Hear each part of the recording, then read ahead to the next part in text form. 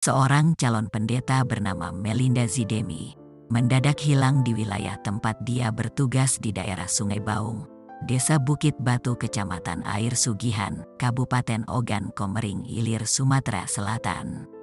Melinda sebelumnya diketahui pamit untuk pergi ke pasar bersama Nita Pernawan, seorang anak jemaat gereja, untuk membeli kebutuhan sehari-hari. Namun, hingga malam hari, hanya Nita yang pulang dengan ketakutan sementara Melinda menghilang. Kabar hilangnya Melinda tersebar, warga dan para jemaat akhirnya memutuskan untuk mencari Melinda.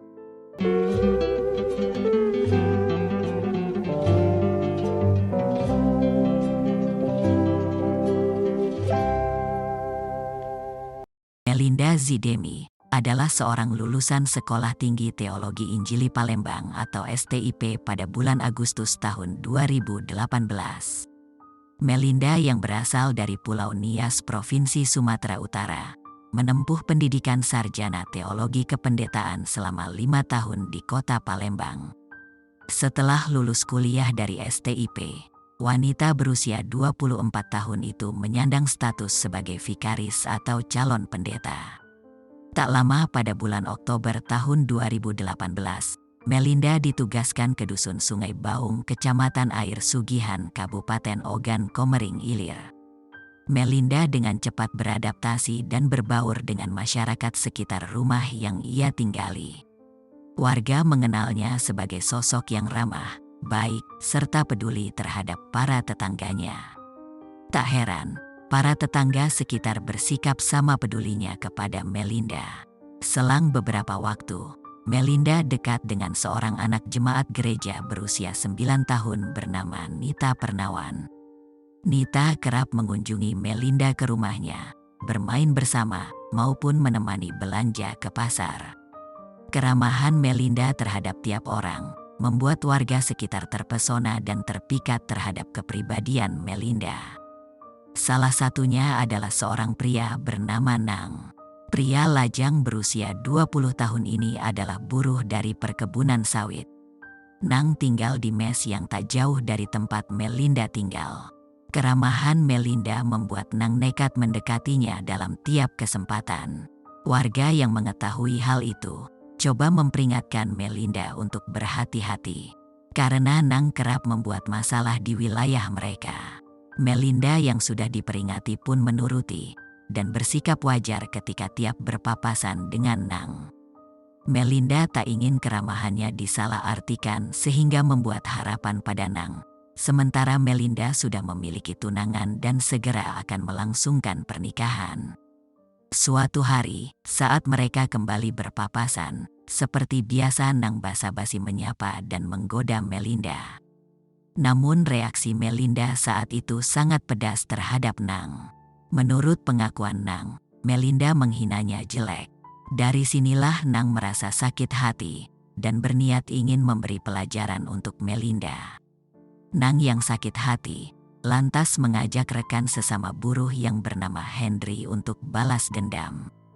Selama beberapa hari, Nang dan Henry mengamati Melinda sambil menunggu momen yang tepat dalam menuntaskan misi jahatnya. Hingga saat itu tanggal 25 Maret tahun 2019, Melinda dan Nita berboncengan motor menuju pasar untuk membeli kebutuhan sehari-hari. Tanpa disadari, perjalanan mereka telah dibuntuti oleh Nang dan Henry. Mengetahui Melinda sampai di pasar, Nang dan Henry pun pulang demi mempersiapkan rencana jahat yang sudah dinanti. Di tengah perjalanan pulang dari pasar, tanpa sepengetahuan Melinda, Henry dan Nang telah menggunakan penutup kepala bersiap melancarkan aksinya. Sebelum itu mereka juga telah mempersiapkan kayu melintang untuk menghalangi jalan. Melinda dan Nita, yang tak tahu bahaya mengintai pun berhenti ketika melihat kayu yang menghalangi jalan. Saat itulah dua pria bertopeng menyerang mereka. Nita yang masih berusia 9 tahun dicekik hingga pingsan. Kemudian diikat tangan dan kakinya menggunakan ban karet bekas. Sementara itu, Melinda diseret paksa masuk ke area perkebunan sawit. Di sana dia dianiaya dan dicabuli oleh kedua pria tersebut. Dengan sekuat tenaga, Melinda coba melawan dan berhasil membuka salah satu penutup kepala dari pelaku. Takut Melinda melapor, akhirnya kedua pria itu lantas membunuhnya dengan cara mencekiknya sampai kehabisan nafas. Setelah melakukan pembunuhan, mereka kemudian pergi kembali ke mes, melanjutkan aktivitas biasa seperti tak terjadi apa-apa.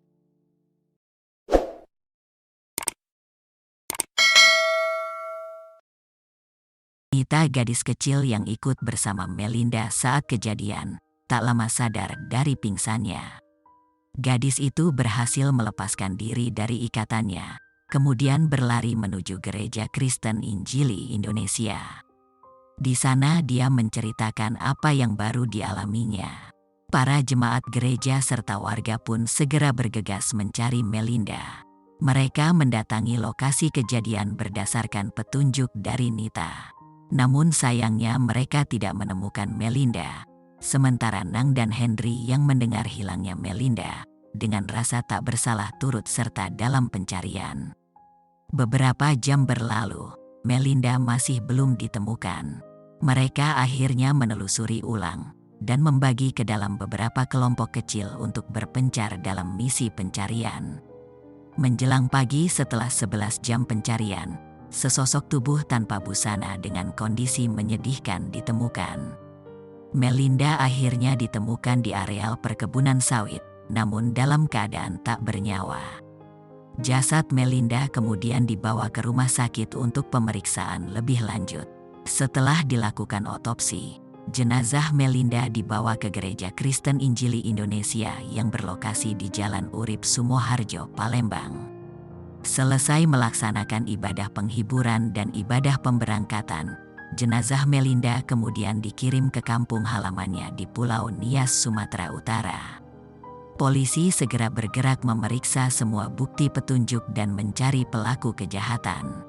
Nang dan Henry yang sadar akan perbuatan salah mereka, berusaha bersikap biasa dan tetap menjalankan aktivitas keseharian mereka seperti biasanya.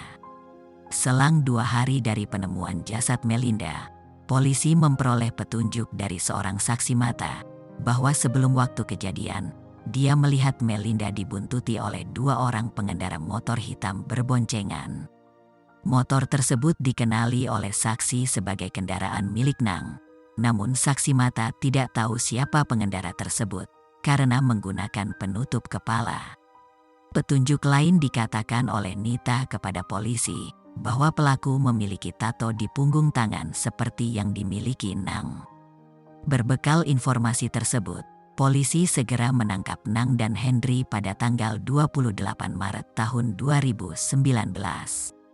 Pada awalnya mereka mengelak segala tuduhan, namun dengan adanya bukti yang kuat akhirnya mereka mengakui perbuatan bejat mereka. Mereka mengaku perbuatannya didasari sakit hati oleh perkataan Melinda. Setelah mengakui semua, mereka dibawa ke TKP untuk mencari barang bukti lain yang tersisa. Saat mencari barang bukti tersebut, mereka sempat berusaha kabur, sehingga polisi terpaksa melepaskan timah panas di masing-masing kaki mereka. Barang bukti yang didapati di TKP diantaranya ponsel dan pakaian Melinda, serta penutup wajah para pelaku.